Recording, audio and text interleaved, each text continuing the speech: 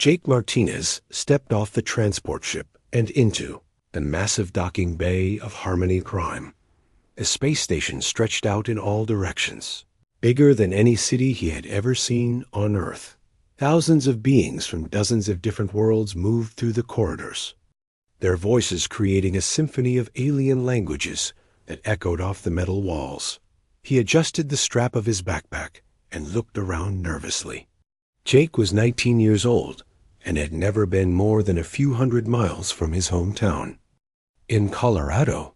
Now he was light years away from Earth, about to become one of the first humans to attend the Galactic Academy.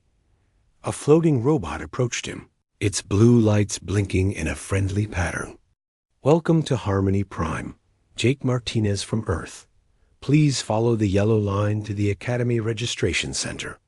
Jake followed the glowing line through corridors filled with incredible sights. He passed a group of tall, thin beings with silver skin who seemed to shimmer as they walked. Near a food court, he saw creatures that looked like walking trees, having animated conversations with small, fuzzy balls that bounced instead of walked out. The registration center was a huge circular room with a domed ceiling that showed a real-time view of space. Stars twinkled above, while alien students filled out forms at floating desks. Jake found his assigned station and began answering questions on a holographic screen. "Species, human," he typed, then paused at the next question. "Homeworld classification. Please select from the drop-down menu." Jake scrolled through the options until he found Earth.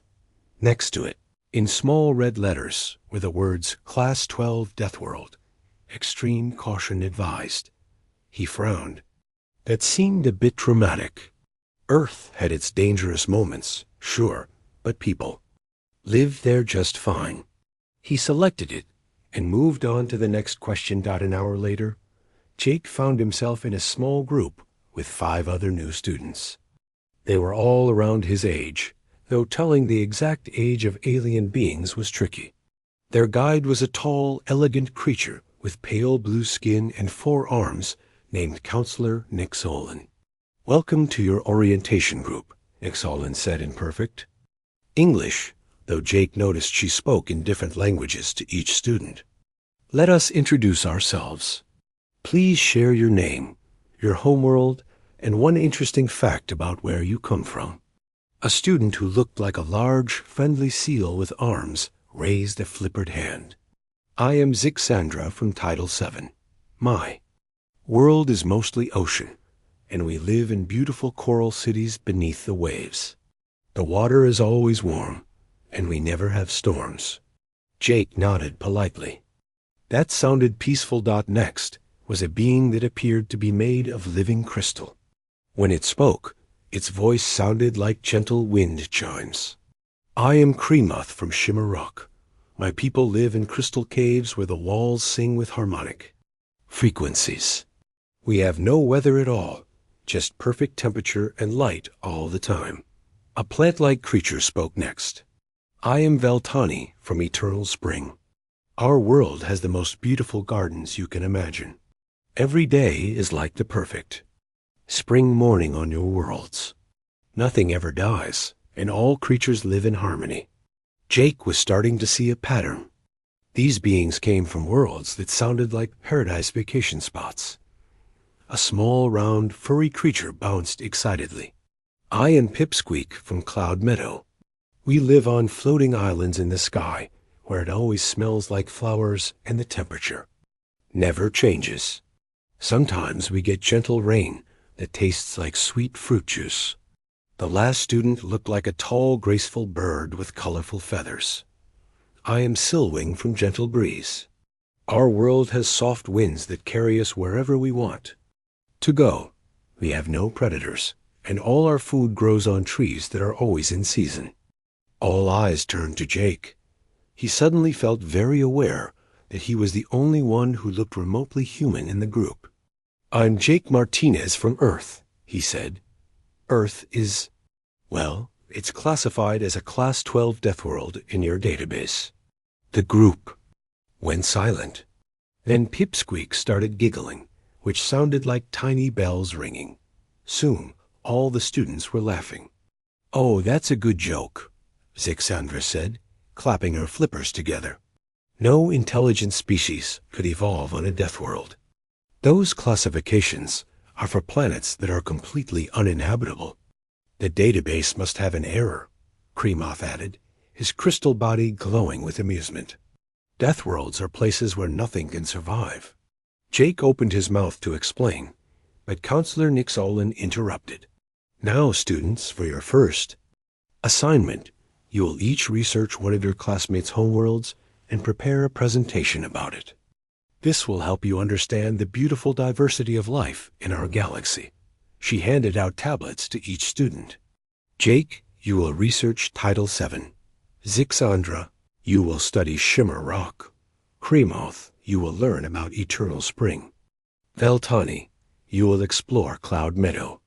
Pipsqueak, you will investigate Gentle Breeze. And Silwing, you will research Earth." Silwing's colorful feathers ruffled with excitement. "I can't wait to learn about your paradise world, Jake. I bet Earth has the most amazing gardens and peaceful creatures." Jake shifted uncomfortably. "Actually, about that ... We'll have plenty of time to discuss our worlds during the presentations," Nix-Olin said. "For now, let me show you to your dormitories." As they walked through the academy halls, Jake found himself surrounded by his new classmates. They chattered excitedly about their worlds, sharing stories of perfect weather, friendly animals, and peaceful societies. On Title 7, our biggest, "Worry is deciding which coral garden to visit each day," Zixandra said.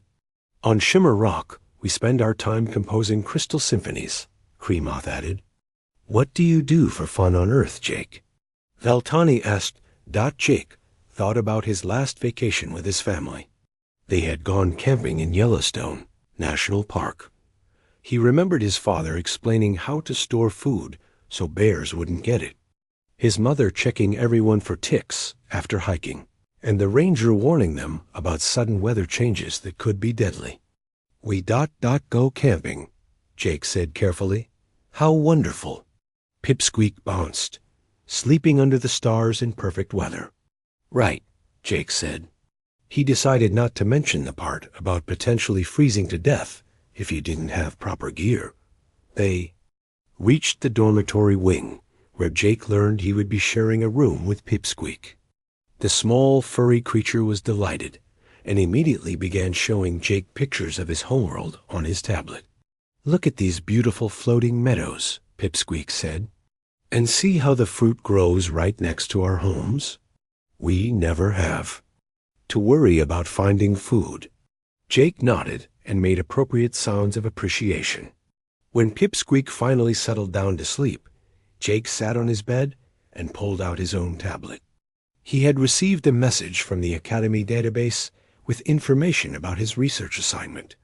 He opened the file on Title 7 and read about a world where the biggest natural disaster was an occasional warm current that made the water. Temperature rise by 2 degrees. The most dangerous predator was something called a nibblefish. That might give you a tiny pinch if you bothered it. Jake looked at his own tablet's Earth files. Even the basic information was overwhelming. Hurricane, footage, earthquake damage, volcanic eruptions, tornadoes, blizzards, droughts, floods. And that was just the weather. He scrolled through images of Earth's wildlife. Grizzly bears, great white sharks, venomous snakes, poisonous spiders, aggressive hippos, charging elephants. Even the plant section was full of warnings about toxic berries, poisonous mushrooms, and trees that could cause severe allergic reactions. Jake stared at the screen for a long time. Tomorrow, Silwing would give a presentation about Earth to their class. And after that, Jake would have to explain to his new friends why humans called a place like this home. He looked over at Pipsqueak, who was sleeping peacefully, probably, dreaming about floating meadows and fruit juice rain. Jake wondered if any of them would still want to be his friend after they learned the truth about Earth. Outside his window, The stars twinkled peacefully in the vast emptiness of space. Somewhere among them was a small blue planet where storms could level cities, where the ground could split open without warning, and where creatures fought for survival every single day. And somehow, Jake thought with a mix of pride and worry. Humans had not just survived there, but thrived. Tomorrow, he would have to help his classmates understand how that was even possible. Jake woke up 3 hours before his alarm. He had barely slept, spending most of the night thinking about his presentation. Pipsqueak was still sleeping peacefully, making small squeaking sounds that Jake found oddly comforting. He quietly got dressed and made his way to the Academy's observation deck. The view of space was incredible, with nebulae painting the darkness in shades of purple and gold. Jake pulled out his tablet and began working on his presentation about Title 7. It was easy to write about Zixandra's own world. The planet was covered in warm, shallow oceans with stable temperatures year-round. The coral cities were beautiful, and the biggest environmental challenge was occasional strong currents that might push someone off course while swimming. Jake found himself wishing Earth's oceans were so peaceful. 2 hours later, Jake sat in the Academy's main presentation hall with his classmates. The room was designed to accommodate different species, with various types of seating and environmental controls. Professor Nixolan stood at the front, her forearms moving gracefully as she spoke. "Today, we begin our cultural exchange presentations," she announced. "This will help us understand the wonderful diversity of worlds that have produced intelligent life. Let us start with Silwing, who will tell us about Earth." Jake's stomach dropped. He had hoped to go first, to control how Earth was presented to the class. Now he could only watch as Silwing approached the presentation area, her colorful feathers bright with excitement. "I am so pleased to share what I learned about Jake's beautiful homeworld," Silwing began. The main screen behind her showed a picture of Earth from space, the blue marble that looked so peaceful from a distance. "Earth is a lovely planet with blue oceans and green lands," Silwing continued. "But as I researched, I found some very strange information in the database. It claims that Earth has something called weather patterns that can be dangerous." Jake winced. Here it comes, he thought.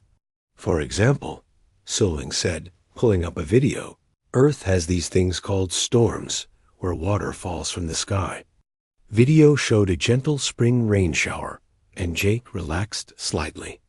Maybe this wouldn't be so bad. "But then I found more videos," Silwing continued, her voice becoming uncertain. "And I think there might be errors in the database." The screen changed to show a hurricane from space, a massive spiral of clouds covering hundreds of miles. The class gasped collectively. "The database says these hurricanes have winds that move at 150 miles per hour, Silwing said, her feathers ruffling with confusion. "That must be wrong. Nothing could survive winds that strong." Jake wanted to speak up, but Silwing was already moving to the next slide. "And then there are these tornadoes," she said. The screen showed a massive funnel cloud touching down in a field, debris flying everywhere. "The database claims these spinning wind columns can destroy entire settlements." Kree-muth. Crystal Body was flickering with distress. "Surely that's impossible," he said. "Wind is gentle. It carries pollen and brings fresh air." "I thought so too," Silwing agreed. "But look at this." She showed footage of tornado damage, houses reduced to piles of wood and debris. The class fell silent except for small sounds of distress from various students. "There are also earthquakes," Silwing continued, now clearly disturbed by what she was presenting. "The ground apparently shakes and cracks open." The earthquake footage made Veltani's leaves curl up in horror. "The ground is supposed to be stable," she whispered. "How can it move?" Jake knew he had to say something. He stood up slowly. "Actually, that information is correct. Every eye in the room turned to him. The silence was deafening. "Jake," Professor Nix Olin said gently, "surely you're not saying that beings actually live through these disasters?" "Well, yes," Jake said, trying to keep his voice calm. "Humans have lived on Earth for thousands of years. We've learned to deal with the weather." "Deal with it?" Zixandra's voice was barely a whisper. "How do you deal with winds that strong?" Jake thought about his hometown in Colorado. "We build stronger houses. We have warning systems that tell us when storms are coming. We have shelters underground where people can go if a tornado is nearby." "Underground?" Pipsqueak squeaked in terror. "You hide in the ground?" "Storm shelters are really safe," Jake said quickly. "They're designed to protect people." Silwing was looking at her tablet with wide eyes. "Jake, the database says that Earth experiences an average of 1,000 tornadoes every year." "That sounds about right," Jake said, "though most of them are small and don't hurt anyone." The class erupted in shocked whispers. Jake could hear fragments of conversation in various languages, but the tone was universal: horror and disbelief. "Students, please," Professor Nix Olin called for order. "Silwing, please continue with your presentation." Silwing looked like she didn't want to continue, but she pressed on. "There are also volcanoes on Earth, mountains that apparently spit fire and melted rock." The volcanic eruption footage made several students gasp. The sight of lava flowing down mountainsides and ash clouds covering the sky was clearly beyond anything they had ever imagined. "And blizzards," Silwing continued. "Weekly. Storms made of frozen water that can bury entire cities." Jake watched his classmates as they saw footage of major snowstorms, cars buried under snow, people struggling through blizzards with only their eyes visible. "How cold does it get?" Krimov asked, his crystal structure dimming with worry. "Well," Jake said, "it depends on where you are. In some places, it can get down to -40 degrees. -40? Veltani's leaves were now completely curled up. "That's colder than the vacuum of space in some regions." "But people live there," Jake said. "We have heating systems, warm clothes, insulated buildings." "What about the fire?" "Mountains?" Zixandra asked. "How do you survive those?" "Most volcanoes are pretty predictable," Jake explained. "We monitor them and evacuate people if necessary. And honestly, volcanic soil is really good for growing crops." The class stared at him like he had just said something completely insane. "You grow food near fire mountains?" Pipsqueak asked. "Some of the best farmland on Earth is near old volcanoes," Jake said. "The soil is very rich."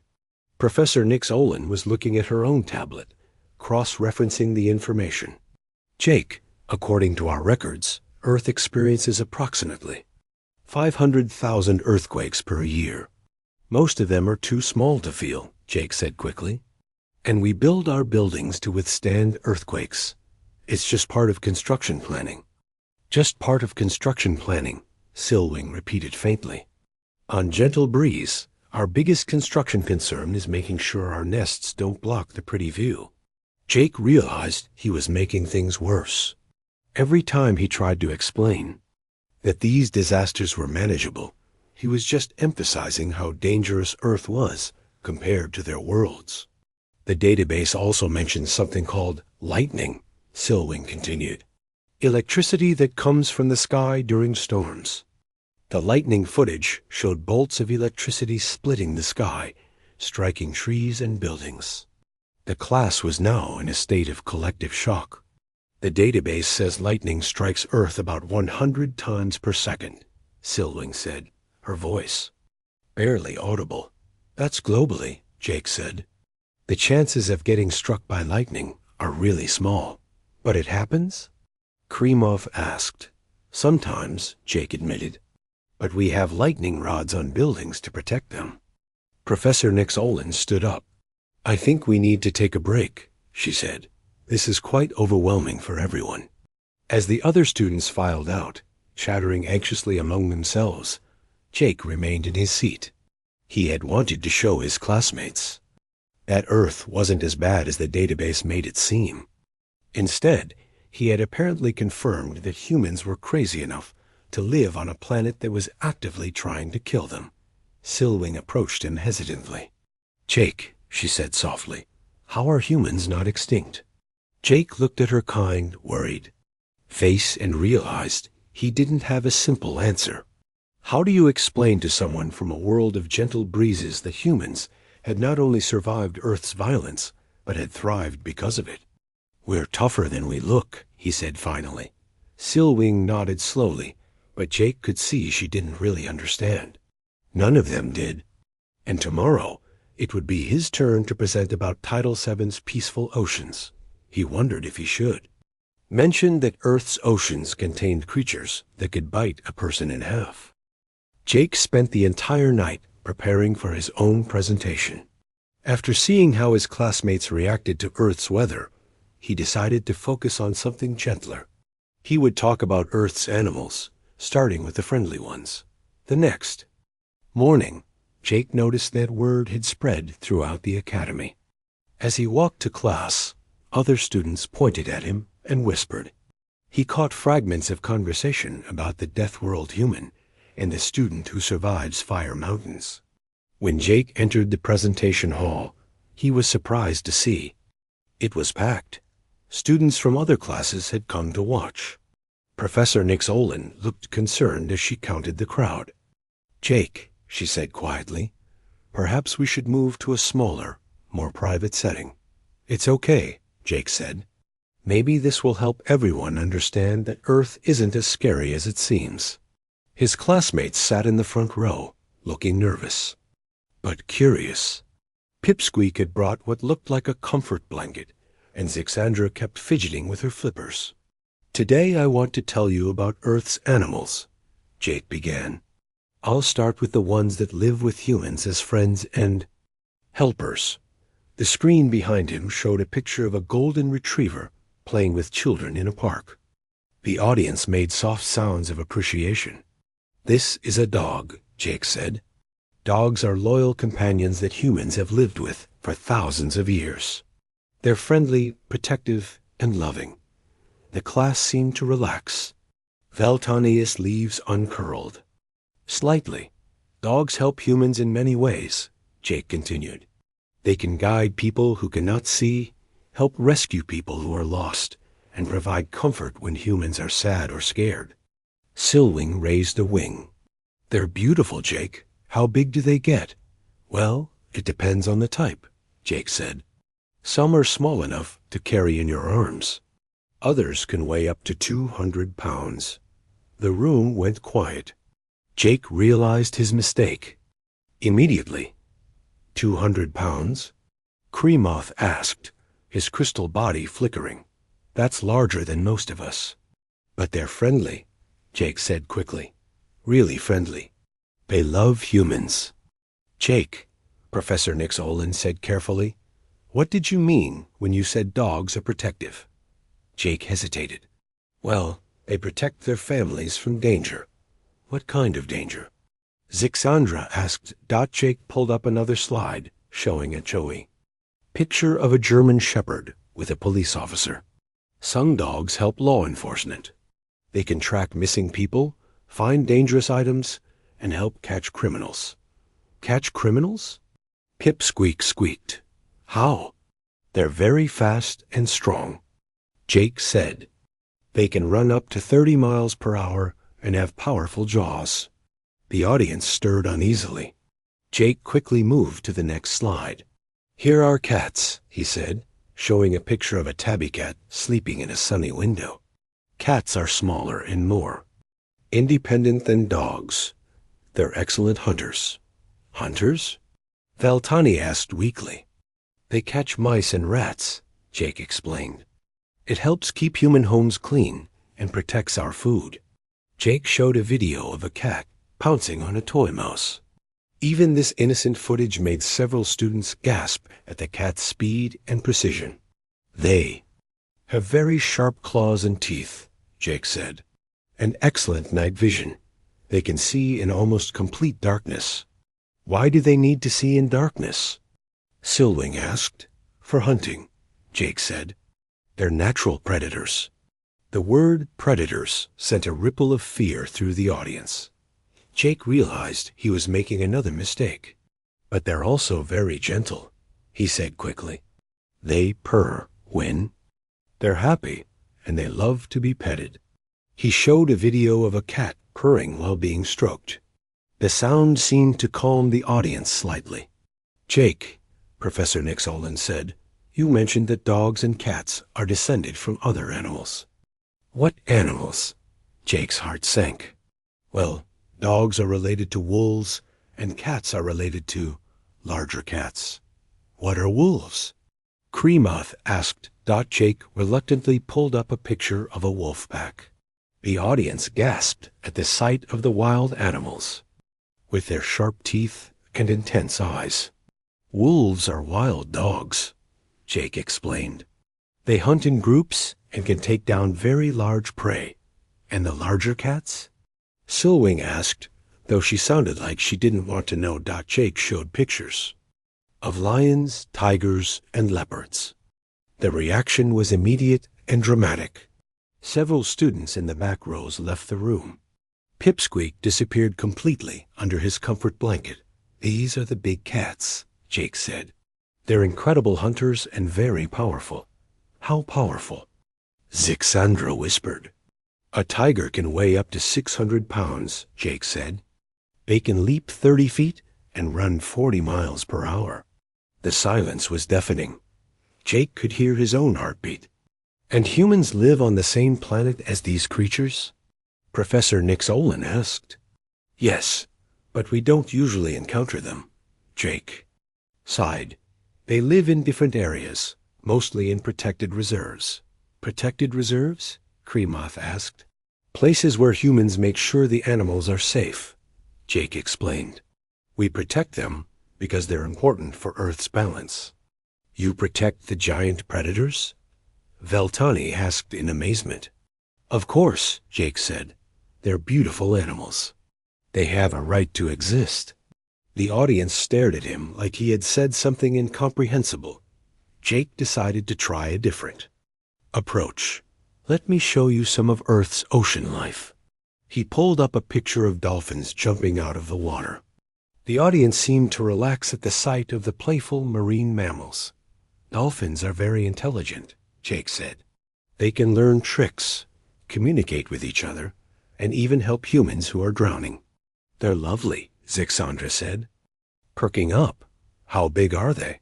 "Most dolphins are about 8 to 12 feet long," Jake said. 12 feet? Zixandra's flippers trembled. "That's enormous." Jake realized that even Earth's gentle animals were massive compared to his classmates. He decided to show some smaller creatures. "Here are some fish," he said, showing a picture of colorful tropical fish around a coral reef. The audience relaxed again. These looked similar to creatures from several of their worlds. "Fish are peaceful and beautiful," Jake said. "They come in many colors and sizes." "What's the largest fish?" Silwing asked. Jake hesitated. "Well, the whale shark can grow up to 40 feet long." 40 feet? Pipsqueak peeked out from under his blanket. "That's bigger than most of our buildings." "But whale sharks only eat tiny plants and animals," Jake said quickly. "They're completely harmless to humans." "What about the most dangerous fish?" Kremoth asked. Jake really didn't want to answer that question. "There are some fish that can be dangerous if you bother them." "Like what?" Professor Nix Olin asked. Jake sighed and pulled up a picture of a great white shark. The reaction was immediate and extreme. Half the audience stood up to leave. Pipsqueak fainted. Veltani's leaves curled so tightly she looked like a green ball.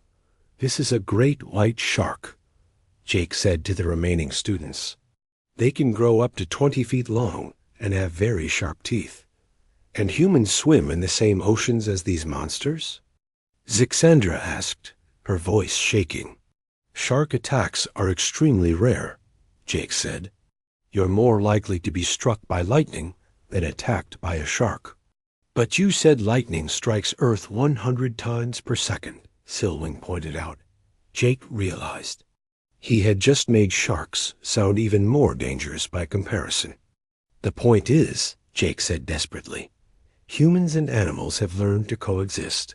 We respect each other's space."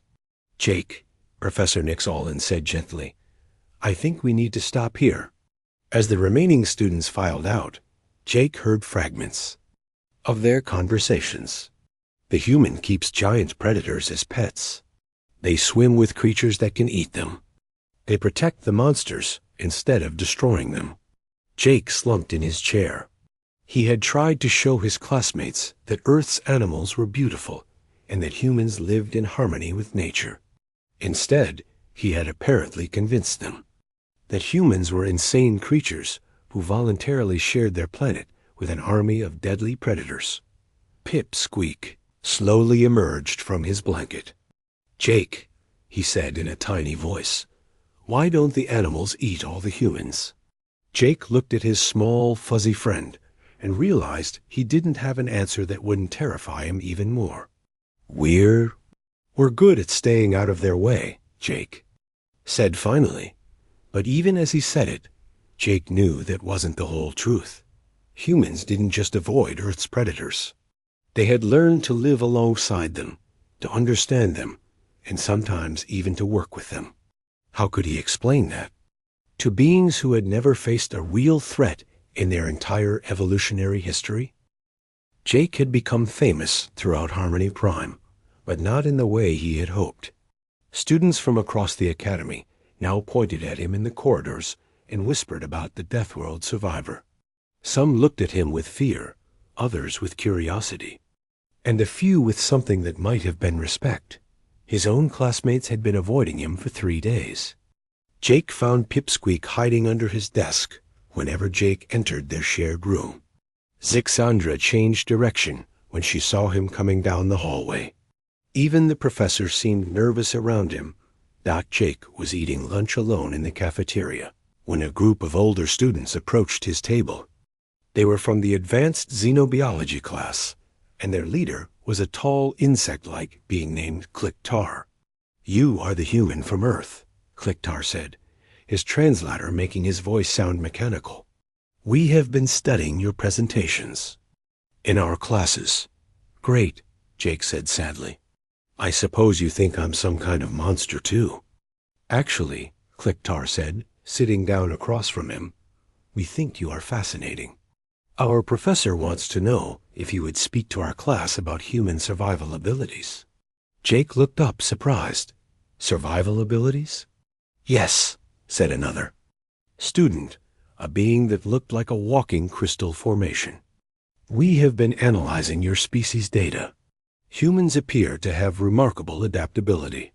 We would like to understand how a species survives on a Class 12 death world," Clicktar continued.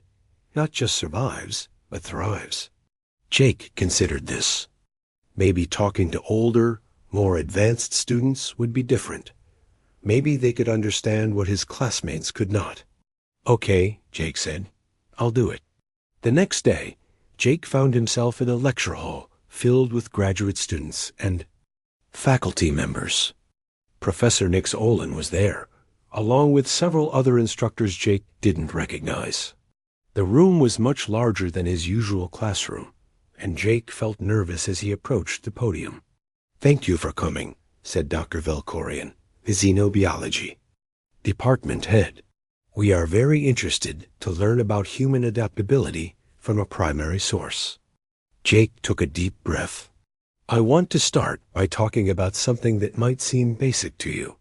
Human bodies are designed to handle change." He pulled up a slide showing human body temperature regulation. Humans can survive in temperatures from -40 degrees to +120 degrees Fahrenheit. Our bodies automatically adjust by sweating when it's hot and shivering when it's cold.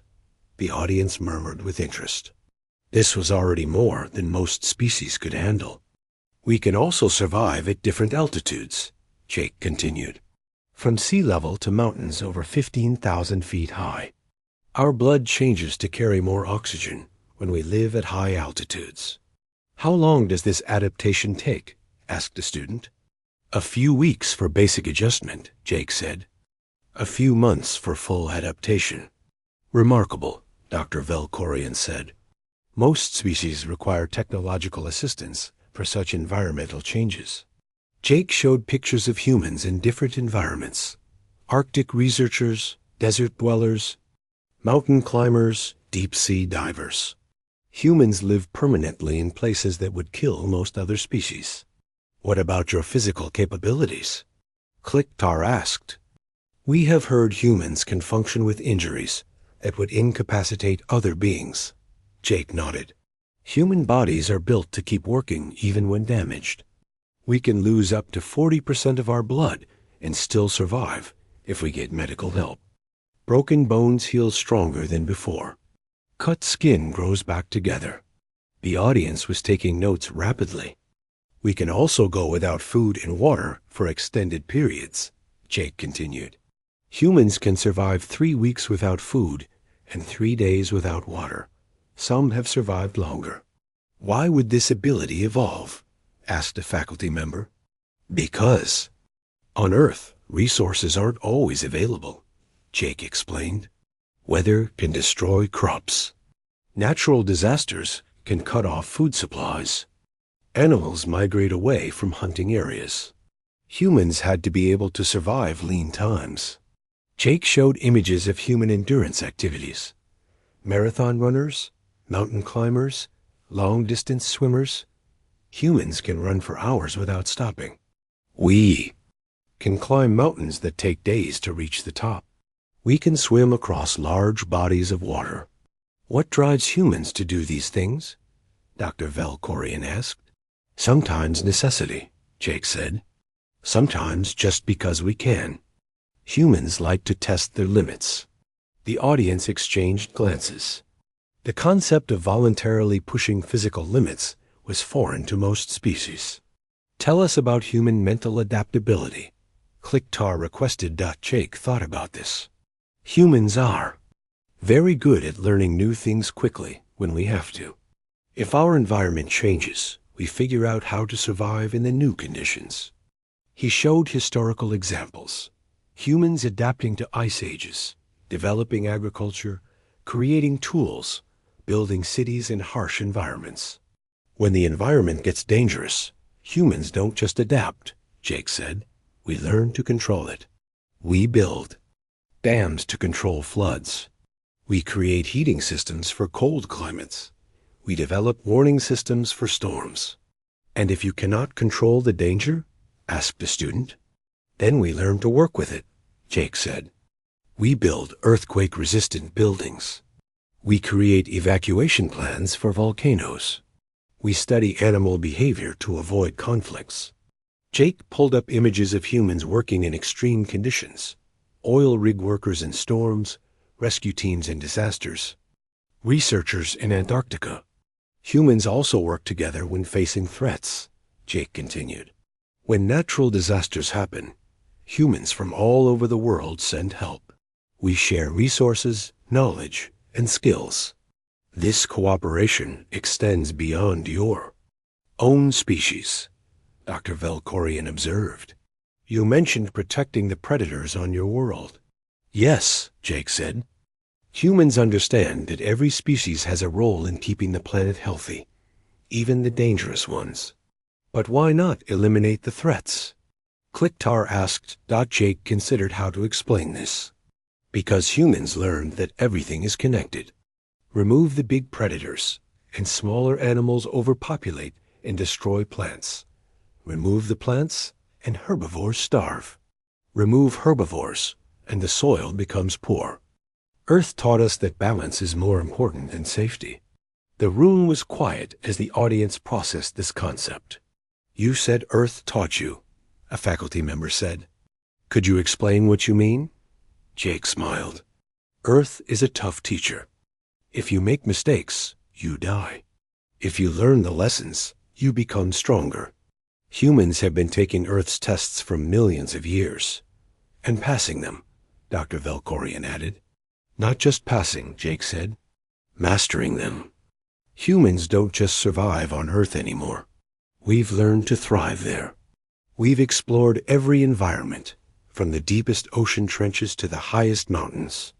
Jake showed images of human exploration, underwater cities, research stations. In Antarctica, settlements in deserts, observatories on mountain peaks. We've also learned to help other species thrive, Jake continued. We protect endangered animals, restore damaged environments, and study ecosystems to understand how to keep them healthy.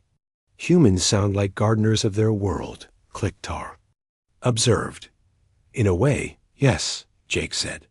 But gardeners who had to learn their skills by surviving in a garden full of monsters, natural disasters, and constant change. Dr. Velkorian stood up. Mr. Martinez, this has been extremely enlightening. We had not considered that Deathworld conditions might produce not just survivors, but protectors and healers. As the audience began to file out, many students approached. Jake with questions. They wanted to know about human medicine, human technology, human social structures.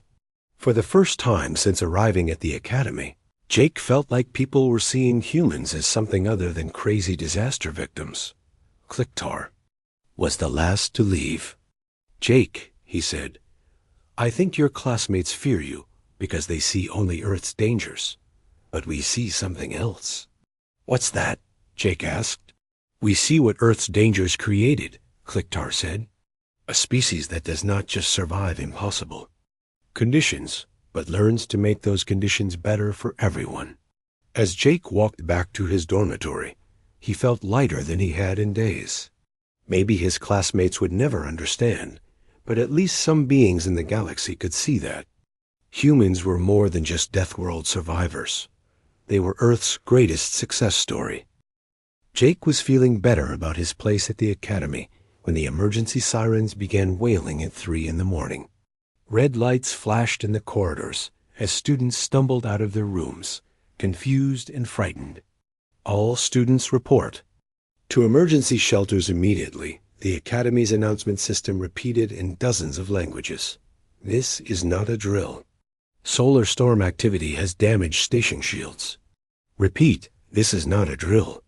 Jake threw on his clothes and ran into the hallway. Pipsqueak was standing frozen outside their door, his fuzzy body trembling with terror. Other students were crying or calling for help in their native languages.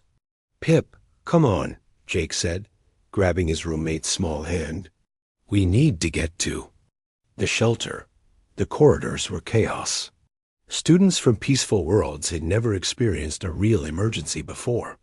Many were paralyzed with fear, while others ran in random directions without thinking. Jake could smell something burning and felt the temperature rising. The shelter is this way, Jake called to a group of panicking students, pointing down a side corridor. He had memorized the station layout during his first week, a habit from Earth where knowing escape routes could save your life. Jake helped guide students toward the emergency shelters, but as they got closer, he realized there was a problem. Smoke was pouring from one of the main corridors that led to the largest shelter. Fire in Section 7, came an announcement. All students evacuate to alternate shelters. Warning, toxic gas leak detected in Sections 4 and 9. The students around Jake became even more frightened. Zixandra was hyperventilating, her gills fluttering rapidly. Cremoth's crystal body was flickering so fast it was hard to look at him directly. I can't breathe, Beltani gasped, her leaves turning brown at the edges. The air is wrong. Jake looked around and realized that while the other students were panicking, he felt surprisingly calm. His body had automatically started taking shallow breaths to avoid inhaling too much of the contaminated air. His mind was already working on solutions instead of focusing on the fear. Everyone stay low, Jake called out. Bad air rises. We need to find another way to the shelters. But the safe paths are blocked, Silwing said, her colorful feathers now pale with fear. Jake thought quickly. He had noticed maintenance tunnels during his walks around the station. There's another way. Follow me. We should wait for rescue. Pipsqueak squeaked. The adults will save us. The adults are dealing with the main crisis, Jake said. We need to save ourselves. Jake led the group down a less used corridor. The air was clearer here, but he could feel the station shaking slightly. Something was very wrong with the artificial gravity systems. They reached a maintenance hatch that Jake had seen cleaning robots use. He pulled it open and looked inside. The tunnel was dark and narrow, but it led in the right direction. I can't go in there, Zixandra said. It's too small and dark. I'll go first, Jake said. I'll make sure it's safe. Jake crawled into the maintenance tunnel. The space was tight, but he had been in worse places during camping trips in caves. Back on Earth, he could hear his classmates whimpering behind him as they reluctantly followed. The tunnel was hot and filled with the sound of machinery working harder than normal. Jake could feel the vibrations of damaged systems throughout the station. His Earth-trained senses picked up changes in air pressure that told him which direction was safest. Turn left here, Jake called back to the others. The air is better. This way. They crawled through the maintenance system for what felt like hours, but was probably only 20 minutes. Jake had to stop several times to help his classmates when they became too frightened to continue. When they finally emerged near one of the smaller emergency shelters, Jake was surprised to find Professor Nix Olin and several other faculty members organizing evacuation efforts. Jake, Professor Nix Olin exclaimed, thank goodness you're safe. How did you get here? The main routes are blocked. We came through the maintenance tunnels, Jake said, helping Pipsqueak out of the hatch. Through the maintenance tunnels? The professor looked shocked. Those are dangerous even in normal conditions. During an emergency, they could have toxic gases, electrical hazards, or structural damage. I checked for those things, Jake said simply. The route we took was clear. You checked for them? How? Jake realized he didn't have a simple answer. On Earth, people learned to assess dangers quickly because their lives often depended on it. You learned to smell gas leaks, to feel unstable ground, to notice when air pressure changed in dangerous ways. I just ... Knew. Jake said. The emergency continued for 6 more hours. The solar storm had damaged multiple station systems and repair. Crews were working frantically to restore full functionality. Jake found himself naturally helping with the crisis response. When someone needed to crawl through damaged sections to reach trapped students, Jake volunteered. When the air recycling system partially failed and breathing became difficult, Jake organized the students to conserve oxygen while others panicked. When the artificial gravity failed in one section, Jake helped guide floating students to safety. Jake, you need to rest, Professor Nix Olin said, after Jake had been working for 12 straight hours. I'm fine, Jake said, and he realized he meant it. While his classmates were exhausted and traumatized by the emergency, Jake felt energized. This kind of crisis was something he understood. How are you still functioning? Dr. Velkorian asked. She had been coordinating the emergency response and looked exhausted. Most of our students are in shock. Jake looked around the shelter. His classmates were huddled in groups, still trembling from fear. Many were crying or calling their families. But Jake felt the satisfaction that came from successfully handling a dangerous situation. On Earth, things like this happen regularly, Jake said. Not space station emergencies, but situations where you have to think fast, work with limited resources, and help others survive. And you do this ... for fun? Dr. Velkorian asked, looking bewildered. Sometimes, Jake admitted, but mostly we do it because we have to. Earth doesn't give you a choice about becoming tough. As the crisis finally ended and normal systems were restored, Jake found his classmates looking at him differently. Instead of fear or confusion, he saw something new in their eyes. Respect. Pipsqueak was the first to approach him. "Jake," he said quietly, "you saved us." "We all got through it together," Jake said. "No," Zixandra said, joining them. "You led. You through it. When everything went wrong, you knew what to do." "You weren't afraid," Kremov added, his crystal body glowing more steadily now. "How were you not afraid?" Jake thought about this. "I was afraid," he said. "But on Earth, being afraid doesn't help you survive. You have to act anyway." Silwing tilted her head thoughtfully. "Is that why humans live on such a dangerous world? Because it makes you capable of protecting others?" "Maybe," Jake said. "Or maybe we protect others because that's what you do when you're strong enough to help." Professor Nixolin joined their group. "Jake, I owe you an apology. When I first learned about Earth's classification, I thought it was a mistake that humans had been accepted into the Academy. I thought Deathworld species would be too dangerous or unstable for academic life. And now?" Jake asked. "Now I think Deathworld species might be exactly what the galaxy needs," she said. "When crisis comes, peaceful worlds produce people who panic. Dangerous worlds produce people who solve problems." Over the following days, word of Jake's actions during the emergency spread throughout the Academy. Students who had once avoided him now sought him out. They wanted to learn about human problem-solving, human endurance, and human courage. Jake's classmates became his closest friends. They finally understood that the terrible things about Earth had created something wonderful, a species that was strong enough to help others, brave enough to face any challenge, and wise enough to know that real strength came from protecting those who needed protection. "Jake," Pipsqueak said one evening as they sat in their room, "I'm glad you're from Earth." "Why?" Jake asked. "Because when something scary happens again, I know you'll be there to help us through it." Jake smiled. Finally, his classmates understood what Earth had really taught humanity. Not just how to survive impossible odds, but how to help others do the same. Earth hadn't just created survivors. It had created protectors.